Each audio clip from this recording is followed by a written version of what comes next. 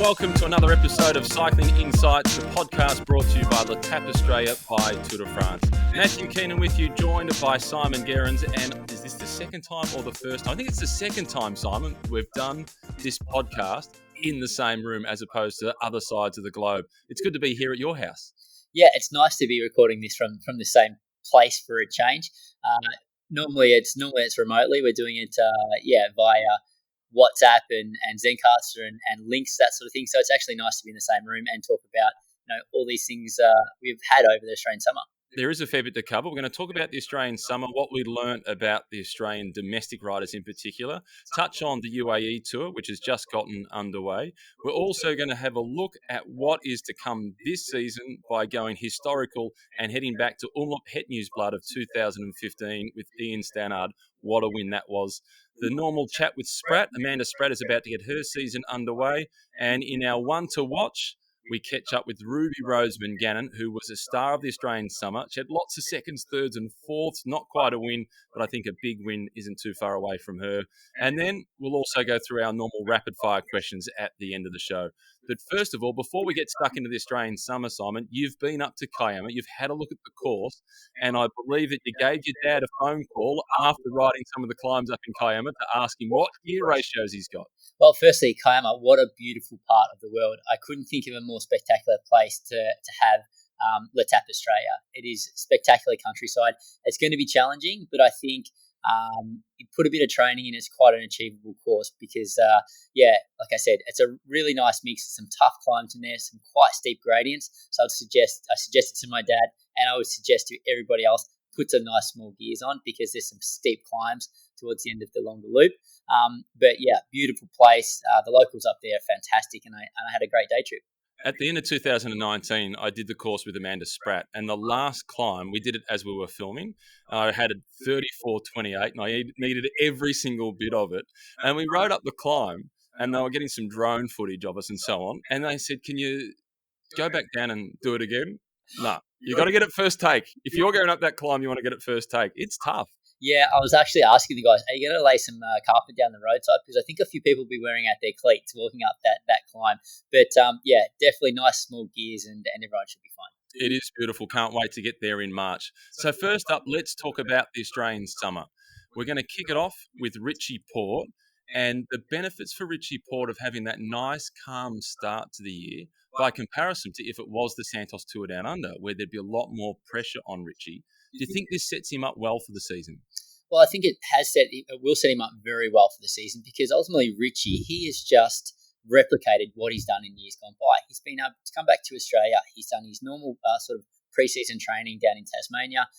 He's had a small peak of form for the Santos Cycling Festival.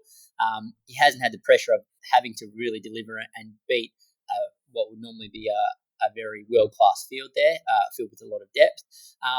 And I think he's gone back to Tasmania again since the race, done some more training. So he's going to go back to Europe with a really clear head, a great base, and I think what will set him up for a fantastic year. And even though he didn't win the race and Luke Durbridge dominated on that first stage and took 3 minutes out of everybody, and Richie was in a group at more than 15 minutes behind, I thought that was good for Richie. It took all pressure off. There was no expectation. And then his climb up Wollonga wasn't as quick as it has been in the past. It was only 20 seconds off the pace, which is not a lot given the lack of preparation that he's had. So I think the signs are really good for Richie. Yeah, Richie was looking really good, and he admitted himself he's far from his best form, but he also had to attack a lot further out from the finish line on Wollonga this year round, and I don't think he could rely on the big lead-out trains that we normally see into the bottom of Old Wollonga Hill with riders trying to place their GC riders right at the front. So Richie had to push quite a lot of wind, so I'm not surprised that there wasn't an ultra-fast time, but he got the job done at the end of the day. He did, and on the back wheel of Richie, when he went across the finish line, was our first ever one to watch from our previous edition, and the revelation of the Australian summer, Luke Platt, and I'm giving us a pat on the back for calling him as one to watch. Well, most definitely, and I think every young rider is going to want us naming them as one to watch, and the pressure's going to go with that because, Luke Platt certainly delivered across the entire summer of cycling here in Australia. His performances at Tour Down Under were fantastic. He's got a lot of teams now knocking on the door, trying to sign him up for the World Tour. His main objective for this year, at least, is the Olympics in Tokyo. Fingers crossed they go ahead with the team's pursuit. What sort of things should he be looking for from a team? Not necessarily the team per se, but what sort of things should he be looking for from a team? Well, it's funnily enough, I caught up with Luke just before the Australian Championships and had a chat to him about the processes he's going through my role as a pathways coordinator with Inform Racing, which the team locally that Luke's a part of. I had a talk with him and sort of asked him about what teams his managers are actually speaking to. He said, ultimately, Luke, don't even look at the dollar figure beside your first contract. What that looks like is irrelevant in the big picture. You want to find a team that's going to give you opportunity to develop and progress as a rider. A team that's not going to put too much pressure on you as a starting point, but then is going to give you more and more responsibility as the years go on. So that's the real key element, I think, in his first team. Is there sometimes a risk with a really big team, such as Ineos, that you can get lost in the size of that team as opposed to one that is slightly smaller and more invested in your long-term development? It depends on the approach of the team. There are big teams and they're developing young riders really well, and I think Ineos doesn't do a bad job of developing riders. But what you don't want is for him, he's obviously got a big engine. He doesn't want to go to a team they go, okay, you're capable of riding the front. Today you're on the front for 150k. It's just controlling the breakaway, because that is ultimately what would burn him out really quickly, and it would be a massive waste of his potential. Yeah, and he's got huge potential. We'll be watching him very closely as our first one to watch. Later on the show, we've got the next one to watch, which is Ruby Roseman-Gannon, and somebody who Ruby and Luke spent a lot of time with at the Brunswick Cycling Clinic on a Sunday morning is Sarah Gigante. She's also a big talking point coming out of the Australian summer. She dominated the Santos Festival of Cycling. She was simply stronger than everybody else. She didn't have to make any tactical decisions because she just had the legs. So then she went to the national championships. She won the time trial, but she was so heavily marked in the road race. I think that this could be a blessing in disguise for her as a huge learning experience, being marked so heavily in that race. Well, I think she'll take so much away from that race, and you learn so much more from your defeats than you do your victories. And I think it was also a reflection of the elite race of what went down there. But Sarah Gigante, I can see how much she's developed as a bike rider. She looks completely different to what she did a couple of years ago. She's leaned down a lot. She looks a lot stronger. And I think if she had a few teammates in that what race a difference that would be. and a bit of experience around her, it would have made the world of difference. Because she's not going to get away with racing the way she did at the Santos Tour Down Under when she comes up against the likes of Annemiek van Vleuten or Anna van der Breggen and those riders, because they're going to be close to her on strength, maybe even stronger than her, whereas she was just simply stronger than everybody. So I think, as you said, there's a lot to be learnt from those national championships. That the winner, Sarah Roy, that put a smile on a lot of people's face. I think everyone was really pleased for Sarah to see her come away with that win. I think time and time again she's doing the job for her teammate. So for her to get an opportunity for a day in the sun and to take that national championships jersey and wear it with pride for the next 12 months, really pleased for Sarah. And did you think the men were going to get the job done for Bike Exchange with 2 laps to go? It was looking very questionable. But again, the likes of Cam Meyer and Luke Durbridge, these guys are seasoned pros now. They've got so much depth. They have so much experience. They've been in that situation before. But I think ultimately they pulled one out of the bag a little bit there because it wasn't looking good with a couple laps to go. They dodged a bullet, and they admit it themselves. But Luke Durbridge was enormous, and Cam Meyer gave the best post-race interview that wasn't an interview, just a microphone jammed in his face as he was celebrating with Luke Durbridge. It was brilliant. So you've spent the last 2 decades effectively not racing in Australia because of your commitments in Europe.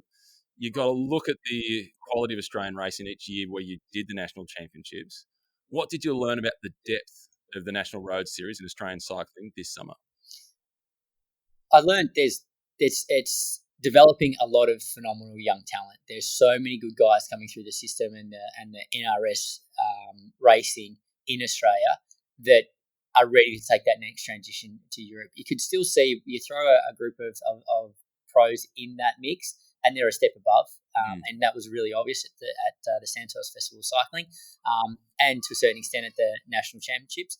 But there are plenty of guys that are right in great condition to make a step abroad. So how important then do guys like Steele Von Hoff and Mark O'Brien become as riders for the 18, 19, 20-year-olds to test themselves against? I think those guys are really important because they are prepared to give back a lot to the NRS and help develop this young talent.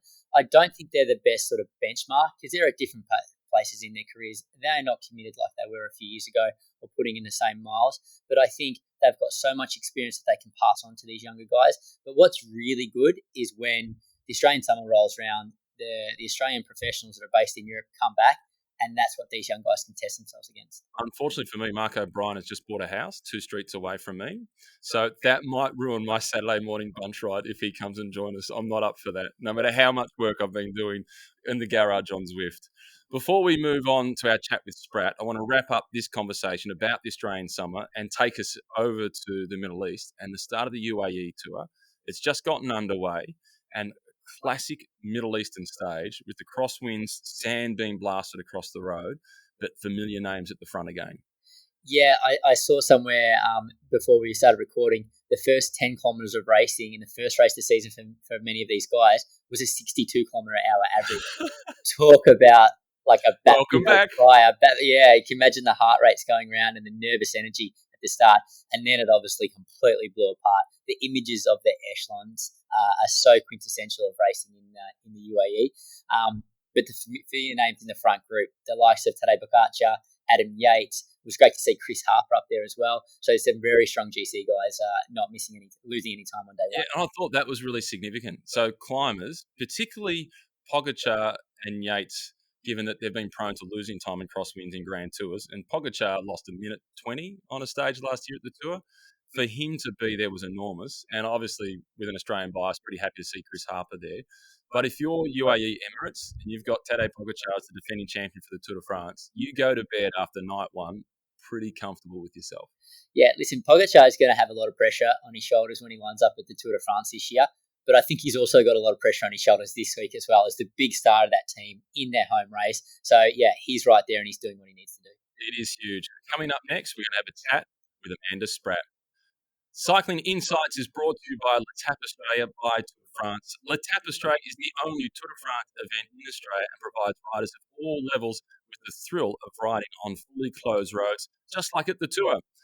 I've been part of the event since 2016, and it's always a highlight of my season, just after the Tour itself, of course. Join me and Simon Gerrans in Kiama in March to experience the Tour de France atmosphere right here in Australia. For more information, visit letapeaustralia.com. It's LETAPE Australia.com. Time now for our chat with Amanda Spratt. And Simon, before we hear from Amanda, can you imagine the relief of a lot of the riders that didn't come home throughout the off-season? They've been cooped up with long not quarantine, but lockdown periods in Europe to finally be able to pin a number on. Oh, they'll be so relieved. All the hard work they've put in throughout their sort of pre-season. And a lot of the Australians, for example, they're going through completely different pre-season based in Europe. They're normally out riding in the sunshine, socialising, catching up with friends and family here in Australia. They've been stuck in Europe. They didn't want to commit to coming back out and doing the quarantine period required to do that. So now at least they have some sense of normality back in their seasons by starting racing again. Here she is, Amanda Spratt. Time to have a chat with Spratt. Amanda Spratt, it is almost here, the start of the season. Are you ready? I think yes at this point is the only answer. We're almost a week and a bit away from the first race of the season for me, which will be Het Nieuwsblad in Belgium. So, yeah, the excitement's building now. I've just come off a really great camp in Sierra Nevada at altitude. So back in Italy now for a week, then head to Belgium. So, yeah, I'm starting to get really, really excited. Have you got your wet weather gear? It is definitely packed. I think, you learn pretty early on in your career, don't step foot in Belgium without everything you own for the cold and the rain. So at the moment it says sun, but a sunny forecast can also mean rain in Belgium. Yeah, exactly. Do you like the cobbles?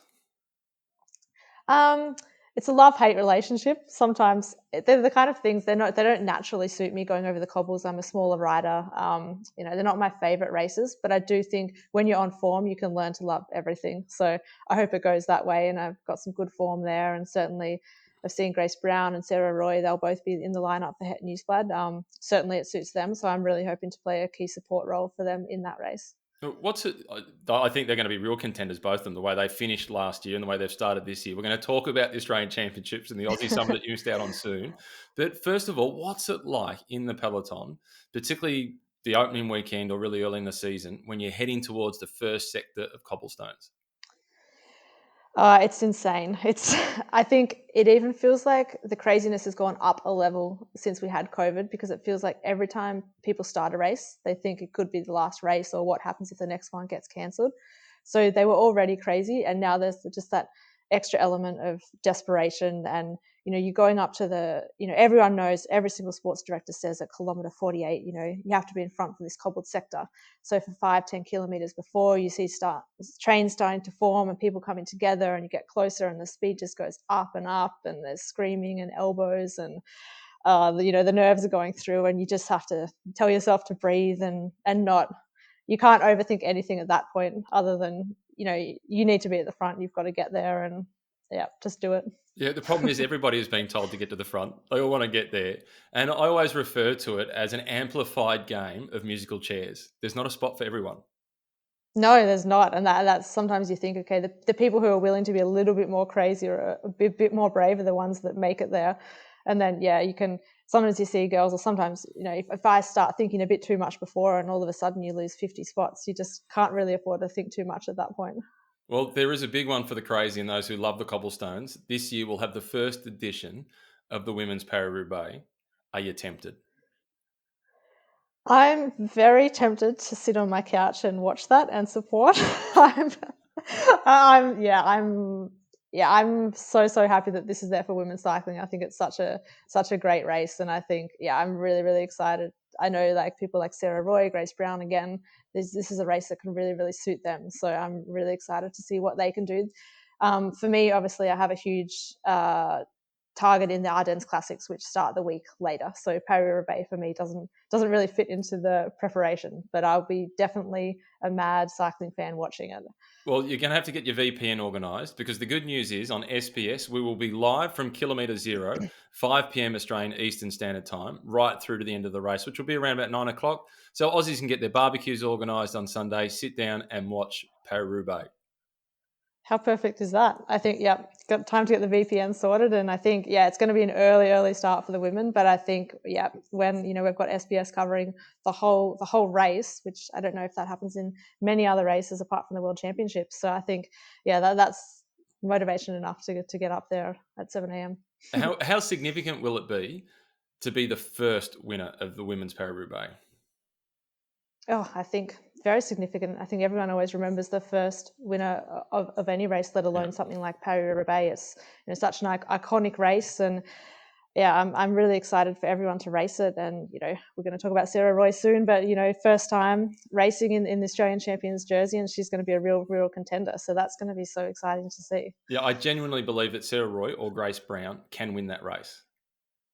Yeah, I would agree wholeheartedly. And I know they've already been there last year. They've done the recon. They know what they're getting themselves into. Hopefully they tape up their hands a little better than they did in recon.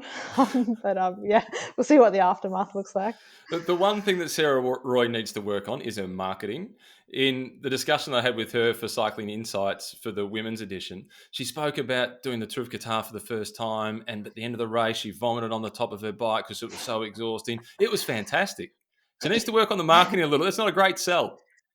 No, not a great one. Hopefully, we can, hopefully if she gets blisters after Paris-Roubaix, she can talk about the epicness and what it can remind her of, and turn it into a positive for everyone.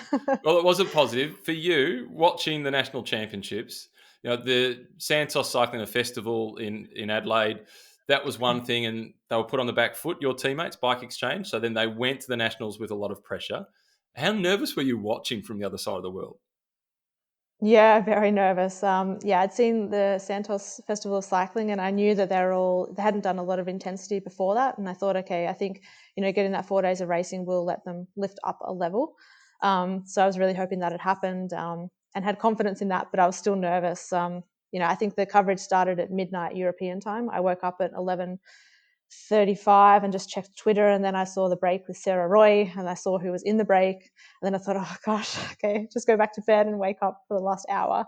But at that point I was awake. There's no And way then you're getting tuned to sleep. in. You're not getting Yeah, to no. sleep when Sarah's in the I break. messaged Spratt Chat, my family WhatsApp group, and said, oh, I'm going to try and get back to sleep. And mum and my sister both said, oh yeah, good luck. We try that all the time when you're racing and it doesn't work. And yeah, sure enough, as soon as it hit midnight, I was able to tune in and listen to you and Robbie and Bridie commentate, the whole coverage. So that was nerve-wracking and exciting. And yeah, I knew in that break that Roy was going to be one of the strongest, but just to see the way that she dominated and the confidence that she showed to attack the break, and that was just really, really impressive and cool to see. And also, you could see that Grace and Lucy behind and Jess had it really under control. So it was, a proud moment to watch from Europe.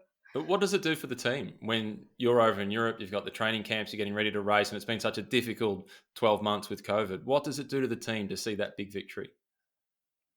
Just a lot of excitement, I think. I stayed up until 2 a.m. watching, and I was almost crying. Well, I was crying when Roy crossed the finish line and seeing them celebrate with, Bruce, our Swanee, and then Grace and Lucy came. And there were no sad tears there. It was all sort of happy tears and just knowing how much it meant to them. And I had Brodie Chapman on the phone. She's also in Europe.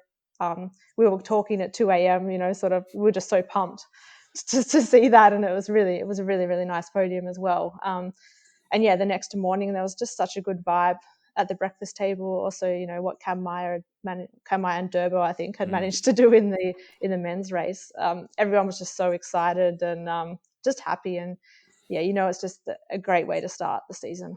What does it do for you in terms of your perspective on your achievements at the Australian Championships when you sit back and watch it? I think it probably does make me sit back and realize maybe it's a bit more significant than maybe what I give it credit for sometimes. I mean, I have won it 3 times, and it's obviously always been really, really special and such an honor to wear the green and gold. But when I get a result, I'm always very quick to sort of say, okay, that's cool, let's move on to the next one, and really focus, rather than maybe sometimes sitting back and realizing, hey, 3 times I've won that race, and I know how much it means, and I've, to feel that emotion for Roy and for the team when she won, then I think, okay, maybe, it is a really big thing. It is. It's really big. And you have done it 3 times. You've got a big season ahead. Good luck up on the cobblestones for the start of the season in Belgium. We'll be watching closely. Thanks, Matt. So that was Amanda Spratt, and she's heading up for her first race of the season at Omloop Het Nieuwsblad, which brings us to our historical moment. Okay, Simon, here's the situation. You've got 50 kilometres to go. It's the opening weekend in Belgium. You've got 3 riders from the big Belgium team in the front group from Quickstep. You've got the great Tom Bonham. You've got Nicky Terpstra, a winner of Roubaix and Flanders. You've got Stijn Vandenberg, the ultimate workhorse for Quickstep. And you're riding for Team Sky, and you're the one guy in the group with them. Can you win? The odds couldn't be more stacked against you in this situation. You've got 3 of the classiest bike riders in sort of Belgium, basically, against one. Like, it's nearly impossible in this scenario. Well, let's find out how it happened. Here's Ian Stannard, the man who got the job done. Well, Ian Stannard, every time I watch a bike race and I see a 3-on-1 situation, particularly when it's Quickstep versus one, and I don't care who the one is, my money's on Quickstep. Let's cut to the chase. How did you get it done in 2015 on the opening weekend in Belgium?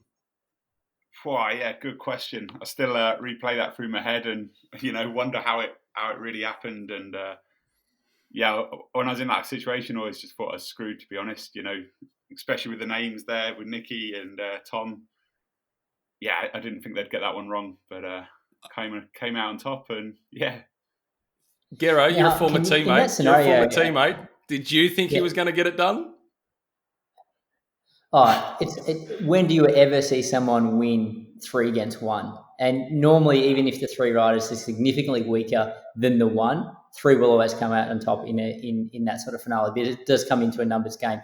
But Yogi, were you able to work out whether there was a great camaraderie between those 3 guys? Because watching the replay, it looked like Van Borg sort of followed Terpstra when he went. So sometimes you kind of see that maybe they're not happy for each other to win, and you can sort of play that to your advantage. Yeah, I mean, to be honest, like we got away and there's a small group about 30 or 40 seconds behind us that they're worried about. So they were riding real hard and they're all kind of committed 100%. And it was almost like I wasn't there, you know, just sat on the back, cruising along. It was pretty sweet. And then there's a few sections where I thought, right, you know, the Langermund last cobbled section, big crosswinds or, you know, decent crosswinds. I was like, going to put me in the gutter, make me hurt, either squeeze it on and try and get rid of me or force me to come through. And they just rode down the middle of the cobbled section. That's when I was like, wow, all right then, this is kind of good. And then it wasn't until after Tom had attacked and then Nicky went and Stein kind of came over the top. I was a bit like, oh, all right then, you know, bit of in-house fighting as well. Yeah, not that it made a huge amount of difference then. We kind of where we were and yeah. So the Wolfpack were eating their own. Yeah, I'm not sure whether they were Yeah, back then, but yeah, you kind of see, and ultimately what they did, they made the biggest mistake is they underestimated you. They underestimated how good you were going. They just sort of thought 3 against 1, we've got this covered. Yeah, and I'd been sat on the back for 40k as well, you know, so that last 5k, I had a load of strength left and that's all I had to do was that 5, 6k, you know, rather than the 40 odd k they've been riding full gas for, and they're motoring as well, you know, they weren't soft tapping, that's for sure. And I think that's the thing, when you're always riding with 3 teammates, you're fully committed and you're going because one of you is going to win, and they just totally forgot about me on the back. So when you opened up that gap and you started getting little time checks and it was going in your favour, at what point did you think, I've got these guys done? Tom Bonin, taken care of, no problem. I think he's a guy that you can never underestimate, and that never came into my head really. It was only, you know, once Stein had chased Nicky and I kind of got in his draft and I was like, oh, these guys could, stuff each other up a little bit here. And then I kind of took my opportunity then. I came off the back of Stein round Nicky and just went, put my head down, and Nicky managed to come back across and Tom was always like 5, 6 seconds off the back. And I was like, you know what, if I get second here, it's better than third or fourth out of, you know, what I could have got. So I just rode hard to the line and, you know, there was no way I could sprint off of that effort that I'd just done. And then Nicky kind of just rolled over the top of me and almost gave me a little nod and jump on my back wheel, mate. With 300 metres to go, he only had to come over me 100 metres to go, but 300 metres to go, he came over the top and, literally picked me up and just gave me that little fraction of a second to recover and come back round. It looked like he opened his sprint up that far from the line that he quite simply just ran out of legs and gave you the perfect lead out. Yeah, I think they'd run out of legs at the, you know, just before we got into Ghent, and then I took him up there, and then he's just come around too early. Yeah, and he knew it, and he tried to give me that big flick, didn't he? Like last desperate attempt, here we go. But yeah. But let's not forget, this was your second win in Het Nieuwsblad. You won the year. You won the year early as well, so you know that finish, you know that course, and you know you won by doing a very long sprint the year before when you beat Greg. Yeah, I think it's quite a hard finish. You know, it's a slight uphill drag as well, which you don't see on TV. But when you've got 200k in your legs, you know anything stings at that point when you've been riding full gas, and then just levels off the last 300 meters as you come into the centre. So 2014, you beat Greg van Avermaet, who a couple of years later on, he goes on to win the Olympic Games gold medal, and everybody knows how much he's achieved. 2015, you're back up as the defending champion, beating Vandenberg, Terpstra and Boonen. Surely 2015's got to be the sweetest one. I mean, it doesn't get any better than beating Tom and Nicky and, you know, 3 quick-step guys in Belgium, in the centre of Ghent. You know, like something I remember for a long time. Generally speaking, you are pretty well liked by the Australian cycling public. But there was one occasion in your career where you weren't, and you know exactly where I'm going.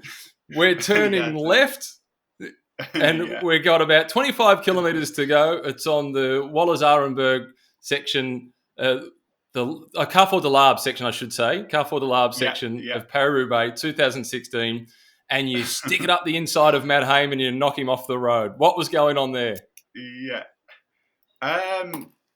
Just on the radio, Matt hadn't raced. Yeah, he had his injury. He hadn't done any racing before Roubaix, I don't think, apart from Newsblad. Was it where he fell off? Yeah, correct. And all I had on the radio was, get round Hayman, get round Hayman. So, I stuck it up the inside and just kind of hoped a little bit, and thought if I had a little slip, I've got him to lean on as well. So, yeah. When he came back, he kind of went straight on. But yeah, to come back, Jesus, yeah. I mean, it was so hard. What did you think when he returned? When he made his way back, what were your thoughts?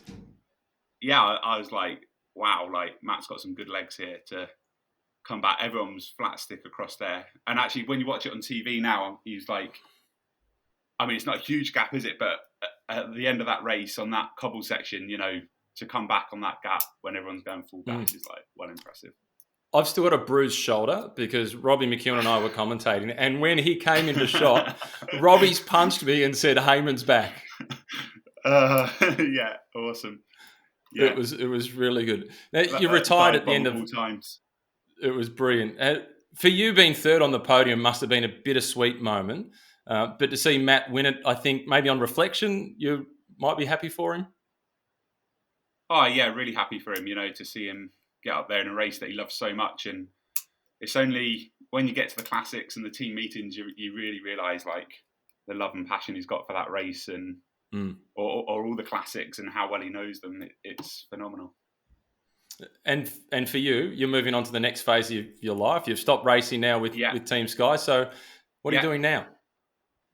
So I'm doing a bit with Trinity Racing, which is really cool, great experience. And, they've got the mountain bike and gravel scene that they're doing as well. So it's pretty cool just to see how that's running and, kind of being a smaller team as well. It's a lot more hands-on than being at a bigger team in many different aspects. So hopefully the racing will get started pretty soon rather than cancelled. And, can really get stuck in and help out these young kids. So tell me, mate, are you looking forward to working with the younger guys? Because obviously you've got so much experience. You've been around the block so many times. One thing that we haven't even touched on is your pedigree in Grand Tours and how many sort of Grand Tour victories that you've been a part of. There's been 2 in the Tour of Spain and 3 Tour de France wins. So there's that experience. There's experience in the classics. Sort of, what do you think you're going to be able to really sort of help these young guys with mostly? To start with, I mean, it's a lot of racing out in Belgium. So it's kind of my favourite bit, really. And I'm looking forward to getting stuck into that and just seeing how the under-23 racing is to start with. I think it's pretty mad, they go from the gun and off they go. And then just sitting down with the guys and not necessarily giving them tactics as such, but just feeling the way they race and just explaining to them, how these races go as well, and to be patient, which I think is quite hard when you're young. You just want to go, you see someone going, let's get involved, and just looking at the end game of the race rather than chasing everything as well. Patience can be one of the hardest skills to learn in anything, whether it's bike racing, other careers, the whole lot. And that, as the old saying goes, you can't put an old head on young shoulders. This is the start of the season with the Spring Classics for you, and I'm interested in you as well, Gero. What's it like now that you're retired at this point when it's coming into the start of the season and the races where you really targeted them? This is probably at the point in the season where you have that you missed it a little bit, and I wouldn't go back to it for a second. I'm quite happy doing what I'm doing now, and I had a great crack at it. But when the racing's getting started, everyone's fresh and excited and really hyped up about the new season, you kind of think it'd be pretty cool to be back out there again, racing and lining up at these classics and really working towards the first big European goal of the year. But for me, that's the only point in the year that I do miss it a little bit. Yeah, I think it's obviously different for me. I've freshly retired and I haven't really missed the training as such, but now, the build up to Newsblad and that kind of feeling I'm missing it a bit. And I'm sure once the racing starts and it's on TV, I'll be pretty gutted to not be racing, but on the other hand, with the arthritis and stuff, like I can feel it's definitely the right decision to stop for my health. So yeah, difficult. Yeah. Well, hopefully you'll get that. One thing that is never going to change. Sorry, I was saying, hopefully you'll get that kick Garrett. about being in the racing there when you're in the team car and you're following the Trinity Racing guys, and I really feel like you're amongst it all over again. Yeah. Hopefully it should be good, and looking forward to it. Well, the one thing, Ian, that will never change is your name on that honour roll at Het News Blood twice, and every single opener that tries to get people excited about the race is going to feature you beating 3 riders from Quickstep in 2015. Yeah, brilliant. I see Thanks it everywhere for your time, now. mate. It's brilliant. So, yeah, fantastic. Thank you.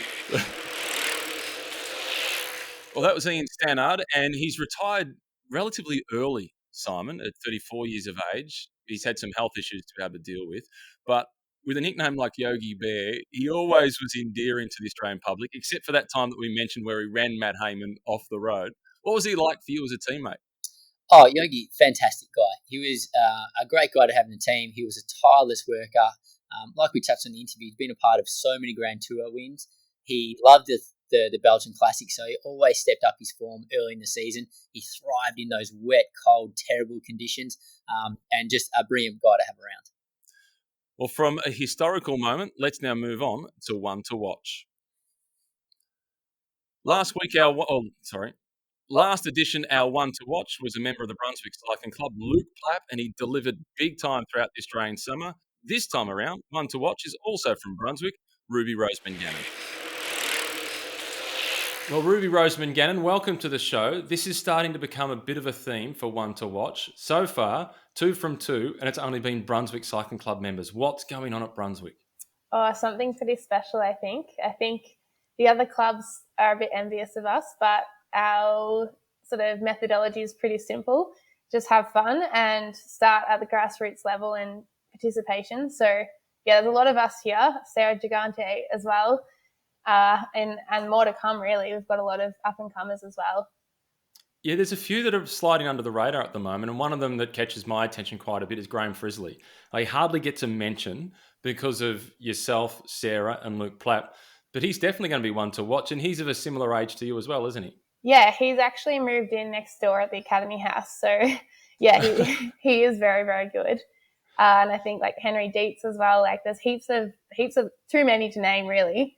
But yeah, they're all very, very talented. They have the skills, and I think in the next few years, with a bit of development, we'll see a lot more of those names coming up.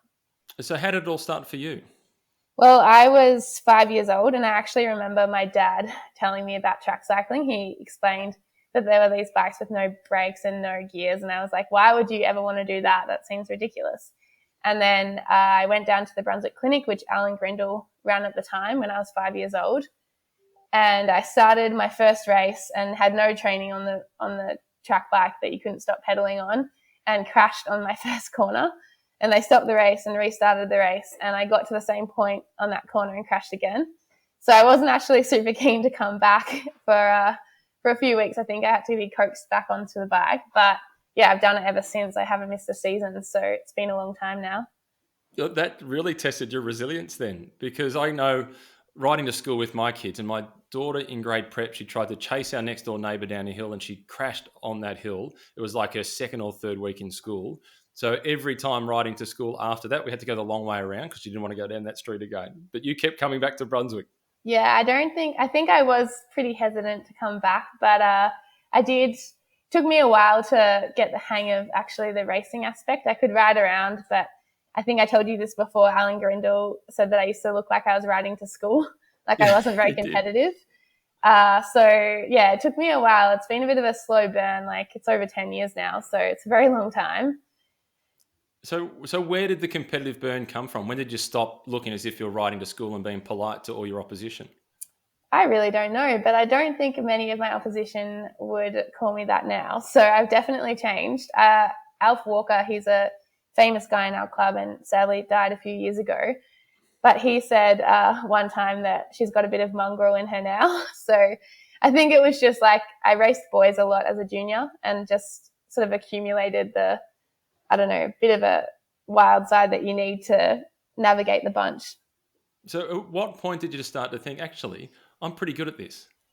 I don't know. I think I've had lots of little moments where I've been surprised myself and I was like, oh, I actually might be okay at the next level up. Like I remember wanting to be in the first state team and it just seems so like elusive, and it was like, yeah, under 15 state team. I missed that on the first year, and then the second year I was like, oh, I really want to make that, and then I made that. And it feels like that's sort of been each step of the way. I've been like just looking up to the next level and being like, oh, I wonder whether I can do that, and then that happens, and then yeah, the next one. There's a lot of stories like that with people just missing selection. And there's a famous one about Simon Clark. He missed selection for the Victorian team to ride the individual pursuit at the Junior National Championships. And he had to ride a time at the Junior Nationals to be considered for selection for the World Championships. So he pleaded his case to the commissaires, let me at least ride a time. I don't have to race the event, but let me set a time. So I said, okay, whatever.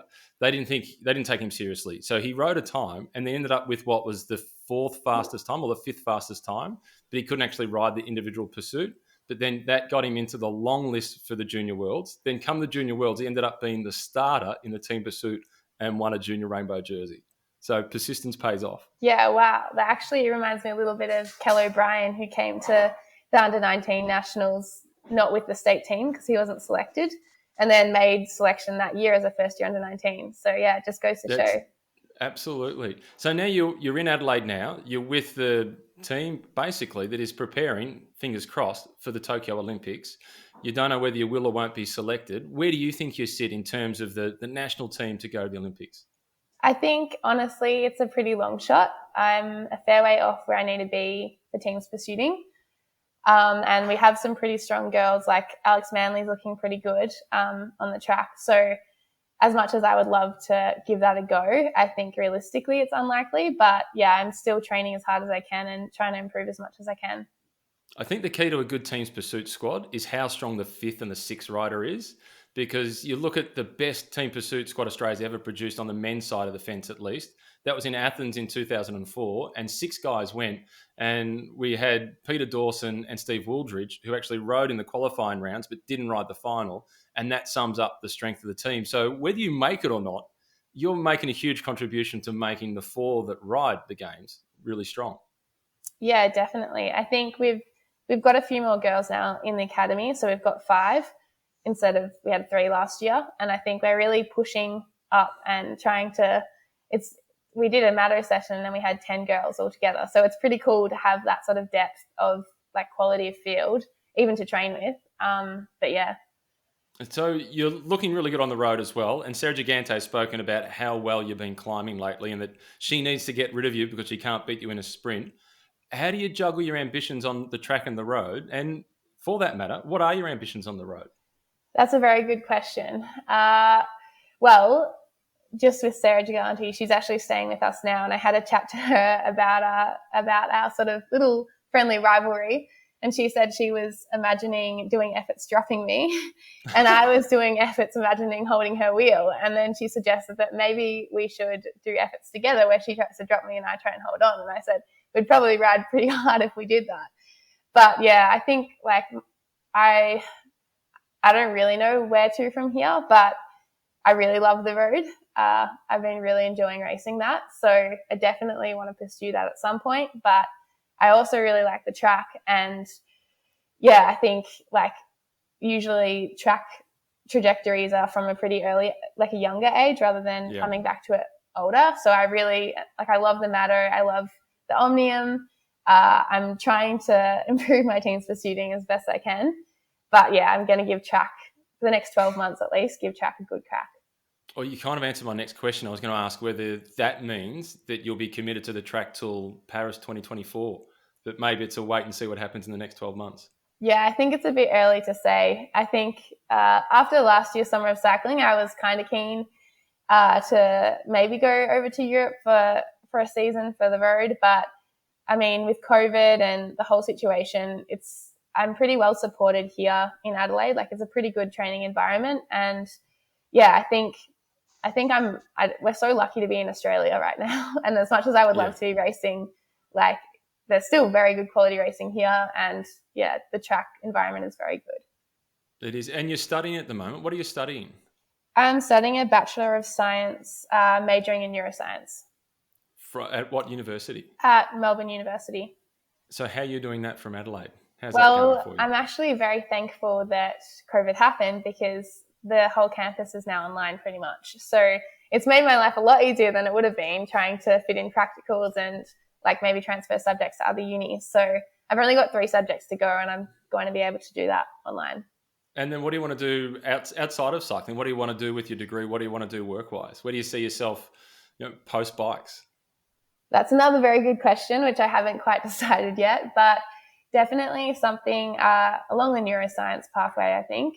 I'm looking at different sort of post-grad courses. I've kept my grades up throughout my degree so that I do have that option without it costing me an arm and a leg.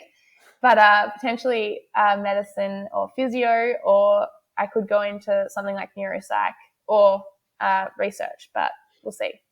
When you look at some of the other women within the peloton, particularly at the National Road Series level, and you see people like Alana Forster, she's a doctor, she works in an emergency department, and she races at a super high level. Do you look at some of them as much for inspiration as you do perhaps to an Amanda Spratt or an Annemiek van Vleuten? Yeah, definitely. I think there's a very different culture in like the domestic and international women's pelo with academic studies outside of cycling. So it's kind of expected that you're going to do something or keep something up. And it is pretty inspiring. I mean, there's a lot of like, I just think of like Bridie O'Donnell and Kimberly Wells, like both doctors. We've got Lisa Jacobs, who's a lawyer. Like there's some pretty smart people who have been in the NRS peloton. So yeah, I think that's definitely pretty inspiring. And I want to keep doing it, but you can't do everything at once. So and all those ones that you've mentioned have all raced at a world-class level, including Bridie breaking a world record on the track for the hour. And as a commentator, what I find fascinating about the women's peloton, I find it so interesting, is you look at race results, but you go through and you look at what they're studying or what they have studied and what areas that they're working in, and it is a really interesting peloton. And I imagine that the periods where you're just rolling along every now and then, particularly on longer days, some of the conversation might go over the head of some of us in the commentary box. Yeah, I think even in our academy house, we're all studying, and a lot of us are studying STEM subjects. So when we get talking about sort of specifics, like Sophie Edwards is studying a pretty similar degree to me, it is actually it's almost another language. Like it is pretty complex stuff. Ruby, I've had the pleasure on commentating you since you were racing the juniors, and I can remember you winning the Melbourne Cup on wheels in 2017. And throughout this summer, I told Anna Mears to keep an eye on you. She did. She was impressed, and she's going to listen to this. She's going to hear about your studies, and she's going to be even more impressed. Good luck for the year ahead. We'll all be watching. Thanks for joining us. Thank you so much. Well, Simon, Ruby Roseman-Gannon, she is going to be one for us to watch, but it's interesting. She has that challenge of balancing the track and the road. The short-term ambitions are on the track to try and get an Olympic Games gold medal. But for a lot of cyclists, it's a big challenge of getting both right. And there's not many that are able to go back and forth between the track and the road. Well, I think we're seeing more and more guys that are performing on the track and on the road, mixing it really well. The likes of Mikkel Morkau is doing a fantastic job. Philippa Garner, again, brilliant job at mixing the two. And there's actually some really interesting data out now that shows the riders who are able to mix the two are performing in both areas really well. So I hope Ruby's able to find that nice balance and continue with her track ambitions while developing a road career. And her studies as well, which are absolutely extraordinary. She's got IQ through the roof. We've seen a lot of road riders, that maybe just lose their way a little bit, that then they go back to the track. Like Cam Meyer was a perfect example. Lost his way, went back to the track. That's what he loved, and it reignited his road career. Yeah, and like you said, the guys that the track endurance riders that are able to have professional road contracts, they might drop out of off the road in their pre-seasons, do a 6-day, for example, sharpen right back up again, and you see they start out their seasons in winning form. Keep watching Ruby Roseman-Gannon. It's time for our rapid fire questions. Okay, let's kick it off. And I've finally got some experience in this, gravel or mountain bike, because I did a gravel ride for the first time just before Christmas. What are you on? Well, I haven't broken myself on a gravel bike yet, whereas I have on a mountain bike, so I'm going to lean towards gravel. I do have a nice new gravel bike on the way. through the service course, which I'm really looking forward to riding. So I'm going to say gravel this time around. How about you? I'm too intimidated by some of the hardcore mountain biking, and I like the feel of the gravel bike. I really enjoyed it. So I could go off-road enough to feel like I was off-road, but I didn't put myself in really dangerous positions. So unfortunately, I have to agree with you. I'm going to go with the gravel. Next up, fish and chips or hot dog. This is easy for me. Fish and chips. Fish and chips is for me as well. Yeah. Hot dogs, I think, maybe if you're in the US watching some sport, you might grab a hot dog like that. But from Australia, and especially after spending time in the UK, I'm a fish and chips guy. Yeah, fish and chips. Saddlebag for your spares or a tool bottle in the cage. And the old style, when you used to cut the top off an old water bottle and stick that in the cage on the seat tube. Well, I will always go with a saddlebag, mostly because up until recently, my rides were long enough that I'd need more than one bidon. So I'd have two bidons in there, a saddlebag under the seat, which I copped a bit of flack for every now and then because people didn't seem to think it looked quite as what they would call pro as having your spares in your bottle cage. But I guess if you're trying to look pro, you've got two bidons on there because you're doing an extended training ride. So saddlebag for me, and you? Yeah, I used to always have the bidon with the lid cut off the top and put the spares in there. But I've actually just recently, probably 10 years ago, gone to the saddlebag. Time flies. Gone to the saddlebag underneath the seat because the pumps now are small enough to go in there. Whereas previously the pump, even the mini pump, was a little bit too big to go in the bag. Now I've got a tiny little mini pump and one canister in case I'm really stuck. I was going to say, I'm not sure if we've done this in our rapid fire questions. We have. Canister or pump? Pump. Yeah. See, I'm canister these days. Canister and Uber. Canister and Uber. Yep. I'm going to ask you the next question, All right. Matt, because this is an area that I don't know many people who spend more time on Zwift than you. Are you going for a 3-hour Zwift ride with no fan or homeschooling and nappy duties for the day? Okay, well, having experienced 111 days of lockdown in Melbourne and done homeschooling with 2 kids last year, I'll do a 5-hour ride on Zwift in the garage with no fan as opposed to another day of homeschooling. We had a 5-day lockdown a couple of weeks ago in Melbourne, and I went into panic stations. And then there was the press conference on the Friday, halfway through the school day, saying that it's, on the Wednesday, it's going to be back to school tomorrow. I said, don't worry about the rest of the schoolwork. It's all good. Teacher's going to take care of it tomorrow. Well, mate, for me, I'm going to say it depends which of my kids I have to homeschool. You've got to choose from. Yeah, well, only 2 are at school, though. One which is very easy, and the other is very difficult. So, yes, depending on which of my children I'm homeschooling, whether I go homeschooling or a Zwift ride. Yeah. But I found on the homeschooling days, my release to just clear my head after working through grade 3 and grade 4 work was a Zwift ride. Yeah. And just to do a bit of exercise and clear my head again. So couldn't do one without the other. Yeah, you're not meant to choose between your favourite kids, but if it came to homeschooling, I don't want to homeschool my son. It's hard work. Okay, well, you can actually answer this one. Would you rather win Milan-San Remo or a stage at the Tour de France finishing at the top of Mont Ventoux? You've won one of those. Yeah, and I'll take a mountaintop finish at the Tour as well. Well, I'll take what I've got. I'll take my San Remo victory over a stage of the Tour de France. Yeah, I'd rather win a monument as well. I'd go Milan-San Remo any day of the week. I'd actually go Milan-San Remo ahead of 3 stages of the Tour de France. Yeah, probably agree with you there. And my memories of both those 2 races are vastly different. Obviously, I have a win up at Milan-San Remo, so very fond memories of that race. The last time I rode up Mont Ventoux was in the Tour de France in 2016, and I had a broken collarbone. So not only did I have to endure the pain of riding up Mont Ventoux, I had to do it basically holding onto the handlebars with one hand. So that's a memory that I'm trying to get rid of. Get rid of that one. Erase it. Well, that's all we've got time for. This episode has gone so quickly for us. Hopefully you've enjoyed it. Thanks for listening to Cycling Insights, L'Etape Australia by the Tour de France. That's our podcast. Don't forget to subscribe to the show on Apple Podcasts, Spotify, or wherever you listen to us. Leave us a review, hopefully a good one, and recommend us to your friends. It makes a big difference for us on the podcast. We'll see you on the road with a 34-tooth chainring on the front at Kiama for the next edition of L'Etape Australia by Tour de France.